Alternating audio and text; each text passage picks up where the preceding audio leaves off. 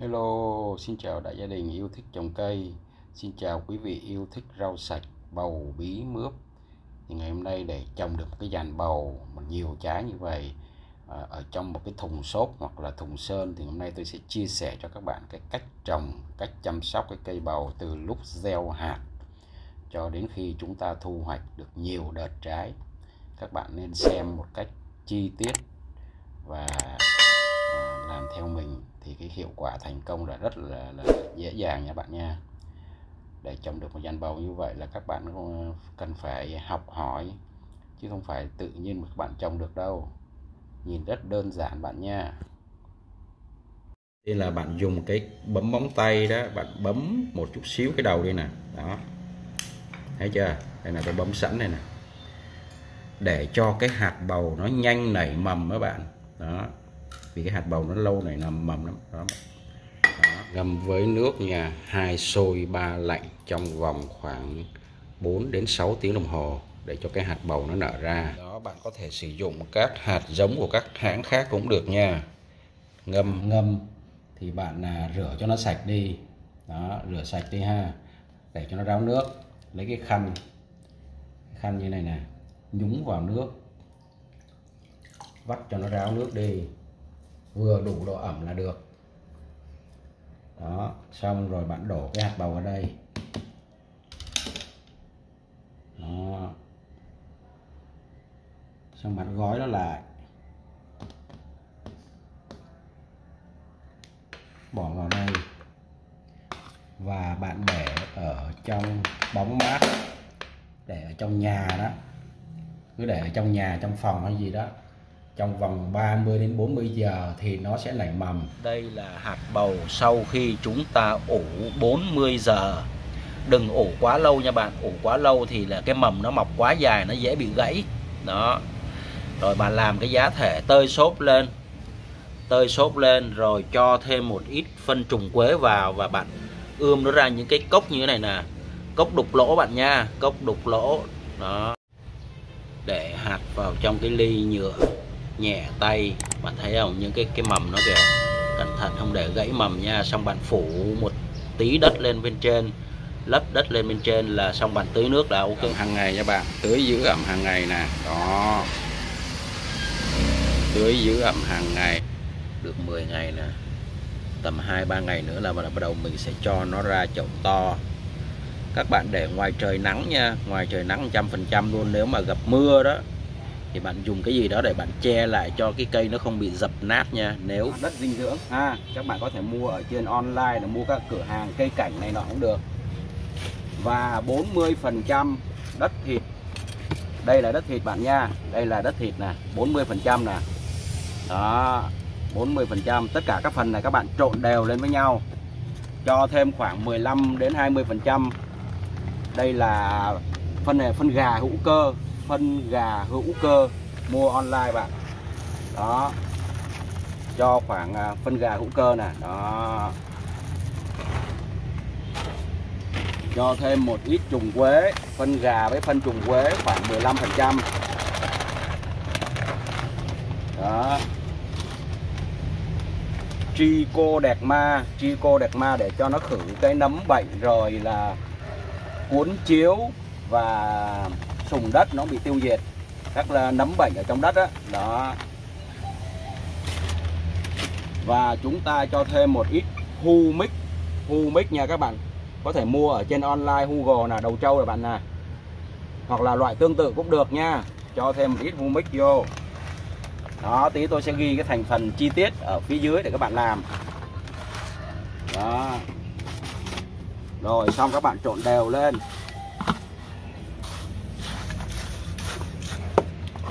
Cả sơ dừa,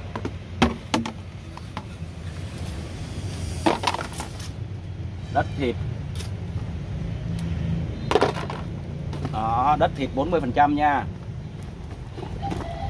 Đó, các bạn trộn đều lên.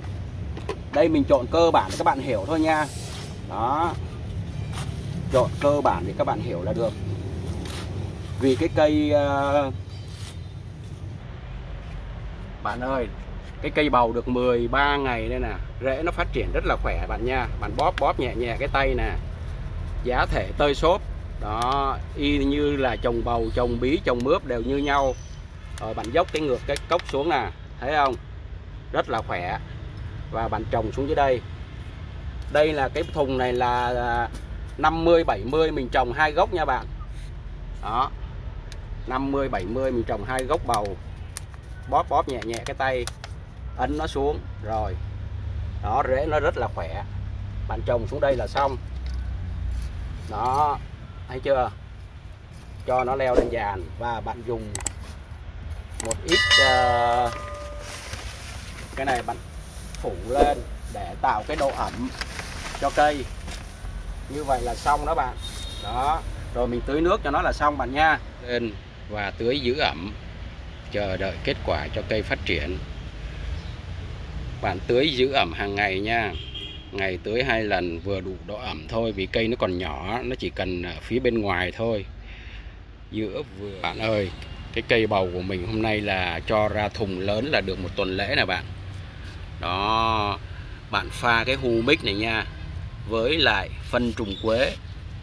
Đó, để bạn tưới cho cái cây bầu để cho nó nhanh phát triển và cái bộ rễ nó được khỏe mạnh. Humic thì bạn một cái thùng này, thùng sơn nè. Đó, một thùng sơn này nửa thùng là 10 lít. 10 lít thì bạn cho khoảng chừng 15 đến 20 gram. Đó, bạn đọc kỹ hướng dẫn sử dụng nha. Rồi trùng quế thì bạn cho khoảng 200 gram. Pha cho nó loãng ra và bạn tưới cho cái cây bầu. Đó, pha loãng ra và tưới cho cây bầu để cho nó nhanh phát triển bạn nha. Đó, đây là bạn ơi, cây bầu nó đã bò lên giàn được khoảng hơn 1 mét rồi. Thì chúng ta cắt đọt nha. Cắt đọt và bổ sung phân bón cho nó. Cái thời điểm này là trồng ra ngoài chậu là được 2 tuần đó. Bạn bỏ mấy cái phần rơm ra, xong là bạn bổ sung cho mỗi gốc bầu á 50g vỏ trứng gà xay nhuyễn và phân gà. Phân gà thì mỗi gốc cây là 1 nắm tay. Đó, xong bạn tải đều nó ra nha. Đó, tải đều nó ra nè. Tải đều nó ra vậy nè. Xong bắt đầu bạn lại lấp rơm lên 1 mét rồi mình cắt đọt nè. Đó, cắt đọt cho cái bầu ha. Đây, cắt đọt nè. Đó, cắt đọt cho cây bầu để cho nó phát triển lên. Đó. Bạn ơi, cây bầu ngày hôm nay là chúng ta cắt đọt là được 4 ngày. Nó ra những cái chèo này bạn thấy không? Những cái chèo thì mình giữ lại 4 cái chèo khỏe mạnh nha. Đây nè. Đó, 1 chèo nè, 2 chèo nè, 3 chèo nè, 4 chèo nè. Giữ lại 4 cái chèo khỏe mạnh. Còn cái phần ở phía dưới á, chúng ta cắt bỏ bớt những cái lá ở phía dưới đi để nó không bị sâu bệnh. Và hai nữa là chúng ta bón phân nó được dễ nha. Cắt bỏ bớt những cái lá ở phía dưới đây là bạn thấy không? Cắt bỏ chừng 3-4 lá đó. Đó, rồi là những cái chèo này nè. Cái chèo này nè, đó. Chèo này nó nằm ở phía dưới đây nè, nó nằm ở phía dưới nè, mình cắt bỏ đi. Cắt bỏ đi để cho nó nuôi ở phía trên. Bạn ơi, cây bầu ngày hôm nay là được 33-34 ngày rồi. Đó, nó đang có trái non rồi nha bạn. Cây đang phát triển đi lên giàn rất là khỏe đẹp. Bầu nó ăn lên rất là khỏe luôn nè. Đó, bạn xáo xới đất lên nha, xong bạn bổ sung thêm phân vào. Nó đang đòi ăn đó, thì là cái cây nó phát triển khỏe. Gốc bầu đây bạn ơi, ngày hôm nay là 34 ngày thì là mỗi gốc bầu bạn bổ sung cho nó nè. Đây là vỏ trứng gà xay khoảng 30 gram và phân gà 30 gram, 1 nắm tay đó. Xong bạn trộn với ít đất và bạn rắc vô gốc bầu. Đó, bổ sung vô gốc bầu nha. Với lại mọi thứ trộn vào, xong rồi bạn bổ sung vào gốc bầu nha. Đó, đó, bổ sung vào gốc bầu nè. Bổ sung vào gốc bầu để cho cái cây nó phát triển lên và nó sẽ đậu trái. Do trời nắng nóng quá đó anh em, ở Sài Gòn đang nắng nóng quá, 40-41 độ, dẫn đến cái việc là nắng nó rọi làm cái lá của bị lá bầu nó héo rũ xuống, không vấn đề gì nha anh em. Chiều mát mình lại tưới cây cho nó. Các bạn nên nhớ tưới cho nó là 1 ngày 2 lần nha, sáng sớm và chiều mát mới đủ cung cấp cái lượng nước cho cái cây nha. Thấy không? Cái chèo này đi ra nè. cái chèo này đi ra đó đang có 3 trái nè, bạn thấy không, 3 cái hoa cái đó. Thì bạn nên cắt đọt, bạn cắt ngay đây nè, đó, cắt ngay đây nha, để cho nó nuôi 3 cái hoa cái này. Bạn cứ thấy chỗ nào mà có hoa đi ra mà có hoa cái là bạn cắt chặn trước cái đọt của nó, cách đó một cái hoa, cách đó một cái hoa nè, đó, chặn ngay đây nè, để cho nó nuôi 3 cái trái kia, 1 2 nè, 3 nè, nuôi 3 cái trái này đó. Y như vậy, chỗ nào cũng vậy thì là cái dàn bầu của bạn nó sẽ rất là nhiều trái đó. 1 trái nè, 2 trái nè, những cái trái này nó đang đậu rồi, hoặc là nó chưa đậu cũng được. Nếu mà nó chưa đậu bạn cắt vẫn được, để nó tập trung dinh dưỡng, nó nuôi 2 trái này. Còn nếu như bạn cứ để cái này, cái chèo nó đi ra ngoài á, thì nó không có đủ sức nó nuôi 2 trái này, thì 2 trái này nó sẽ hư đó. Mình cắt đây nè, đây nè, đây là một cái nách lá nè, cái trái nó nha, 1 nách, 2 nách đó, cắt ngay đây để cho nó tập trung nó nuôi cái trái kia đó. Cái này mình có thể mình sử dụng, mình xào nấu được nha bạn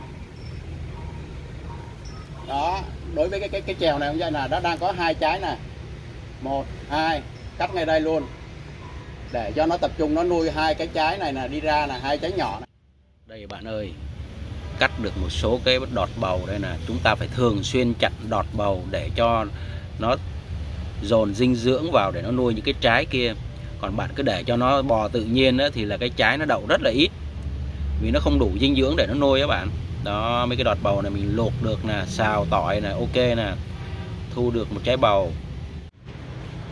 Hoa bầu á, thì nó nở vào ban đêm, do đó chúng ta muốn thụ phấn cho nó mà hiệu quả cao nhất là chúng ta thụ phấn vào lúc 7 giờ đến 9 giờ đêm đó. Đây là cái hoa này là hoa đực nè đó, hoa đực nha bạn.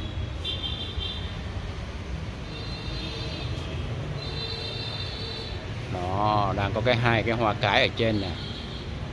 Tôi sẽ thụ phấn cho hoa bầu nha. Hoa đực là bạn thấy không? Đây là hoa đực nha. Tôi mới vừa cắt hoa này, hoa đực nè, hoa đực nè. Thì mình lấy hoa đực mình chấm vào hoa cái đó, vào lúc 7 giờ đến 9 giờ tối nha. Đây là hoa cái, bạn thấy không?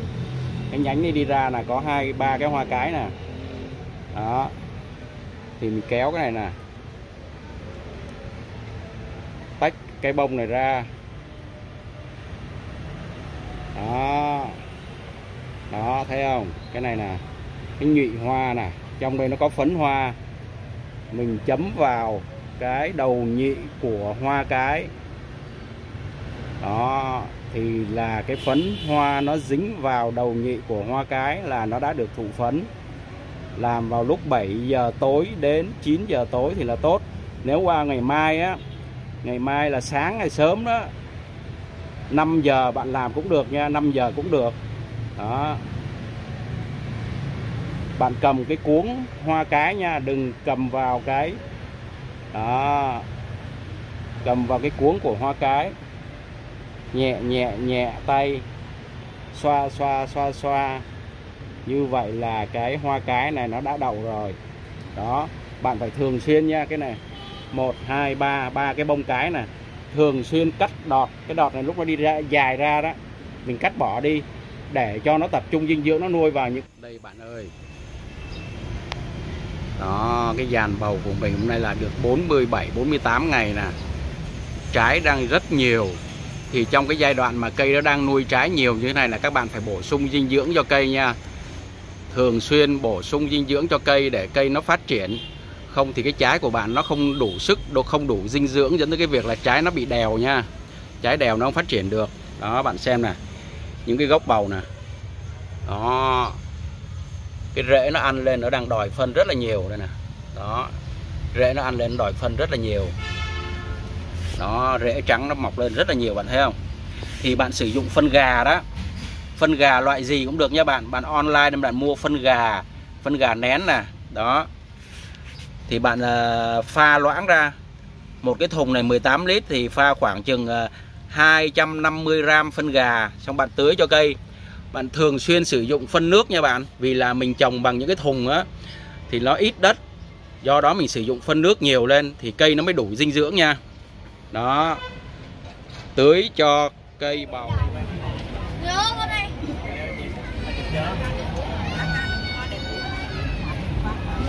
Bạn ơi, cái dàn bầu của mình ngày hôm nay là được 53 ngày. Tức là chúng ta từ lúc mà gieo hạt cho đến ngày hôm nay là 53 ngày. Tôi đã thu hoạch được một đợt rồi. Đợt đầu thì thu hoạch ít, do đó là mình cũng không có quay lên. Đợt này là thu hoạch đợt trái này là trái thứ hai nha bạn nha. Đợt trái thứ hai nè. Đó, cắt bầu nè bạn. Thu hoạch bầu nha. Cắt. Đó, trái bầu là đẹp quá bạn thấy không? Rồi, để đây. Đây các bạn ơi. Quay ở đây nè, còn rất nhiều trái luôn. Đó. Ở bên góc bên đây còn rất là nhiều, nó bị lá nó che đó bạn. Nè, thấy không? Rồi vào đây bạn ơi.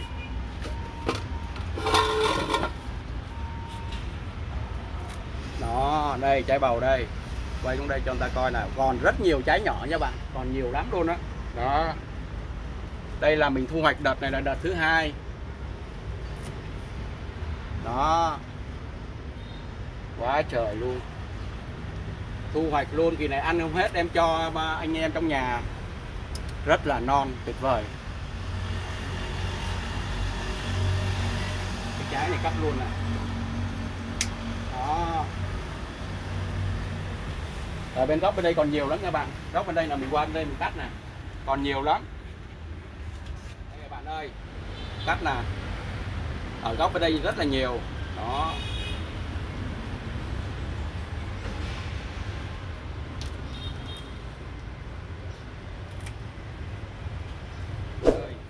Thu hoạch được một đống bầu đây bạn. Đó, việc trồng cái cây bầu là cũng rất là đơn giản nha bạn nha.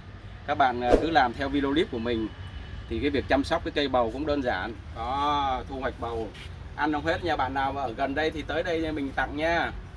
Đó, ở quận 12 thành phố Hồ Chí Minh nha bạn. Sau khi thu hoạch xong bầu thì bạn vẫn tiếp tục chăm sóc, cắt tỉa nha. Rồi bón phân định kỳ. Cứ khoảng 4-5 ngày bạn bón phân một lần, 4-5 ngày bạn bón phân một lần thì chúng ta lại tiếp tục có thu hoạch ở những đợt sau. Sau đó chúng ta cắt bỏ dàn bầu đi và trồng các loại cây khác. Đó.